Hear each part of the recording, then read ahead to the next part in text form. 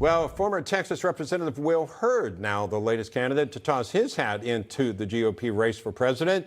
15 candidates in all at this point. You see them here in order of when they announce, but do any of them actually have a chance against President Trump?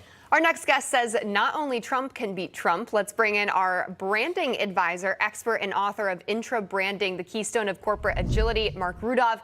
And here with us still is John Burnett. Welcome to both of you. Marc, I need to ask, how can any of these candidates change their brand to go up against President Donald Trump, who has such a strong one? Not one of them can do it. Let me use an unfortunate example, the Titanic submersible. The reason that it imploded is because it was structurally unsound. It was made of carbon fiber. Jim Cameron, who made the Titanic movie and who's been down there 33 times, is one of the world's experts in submersible engineering. And he said this was doomed to failure.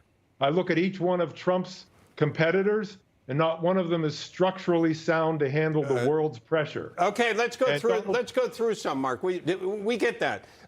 But you're the branding expert. A lot of people feel DeSantis has not done a good job over the past, 6 months, frankly. He was riding high in some polls. He was ahead of Trump. What did he do wrong, and what does he need to fix to have any chance at all to see his numbers go up? Well, it's like launching a rocket. His inaugural launch on Twitter Spaces was a disaster. Yeah. So that's his launch. He fizzled out, and he's been going downhill ever since. Also, and I pointed this out before, he has no world experience, no global experience. But I guess what I'm looking for is Trump has, let's make America great again. Now, that's what Reagan had. It worked for him as well. But with people, it seems like, hang on, Marc, hang on. It seems like DeSantis came out of the chute and he wanted to say that he was a winner. But you ask the average person what DeSantis what he stands for, I bet you nobody could tell you. Well, that's right. And the other thing, too, that, look, we have a world that is a tinderbox right now. Trump has the brains, the brawn, the world experience, and he's been personally tested. Ever since he came down the escalator, he's been attacked every single day. He's made of titanium. How many people could withstand that pressure? Not many. He can. None of the other competitors can do what Trump can do. He's a unique individual. Okay, so well, if they were about branding, because in branding, you have to be able to walk your talk. Right. I don't care what slogans you have. Okay, we get how great Trump is. We get how great Trump is. We've seen that. I'm trying to get a feel as we see this field unfold. John, you're somebody that's worked. You were what, vice chair of the Republican Party in New York? You've been in this game for a very long time. Still vice chair. Yeah. I'm sorry? Executive vice chair. Okay, executive vice chair. Not too bad. You forgot a title. None of the messages are ringing true. What do they have to do? To Marc's point, they're struggling to figure out which lane is not taken by Trump. Why? Because Trump, as we all know, even before he became president, every room that he steps in, all attention is on him. The same thing in politics. So whether you talk about the economy, whether you talk about coming against the woke culture, whether you talk about the international relations and things of that nature, it's hard for many of these candidates, some of which have household names. They're still struggling to try to figure out which lane do they own. Why? Because if they don't define it quickly, right, even with another lawsuit potentially coming out of Georgia, Trump might actually have this primary sewn up going into the general.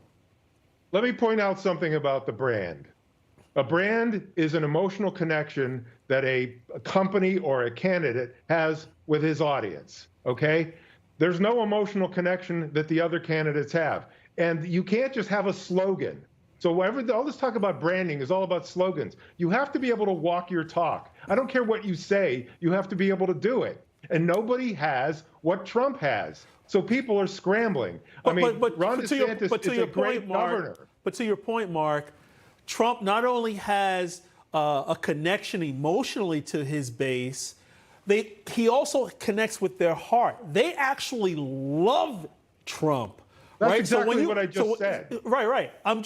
Can I agree with you? Right? You're the only person that doesn't like when people agree with you. Yeah, but you're always trying to teach me about branding, John. Yeah, well, the difference, right, I'm going to give you another lesson. The difference is that the other candidates have to brand themselves, but with the lawsuits, Trump might have to slightly rebrand or reposition, another word that we like to use in marketing and branding. But I don't think the bar is not that high for Trump to rebrand or reposition. It's tremendously high for the other candidates. I don't think he has to rebrand at all. Every time they attack him, his brand gets stronger because the people love him more. And that's what a brand is, emotional connection. I already said that, John, if you were listening. Now, look at Michael Jordan. He's going strong. You don't need, we're going to Let's admit, he came prepared today. Okay. Marc Rudov, thank you very much. And John Burnett, stick around if you will. All right.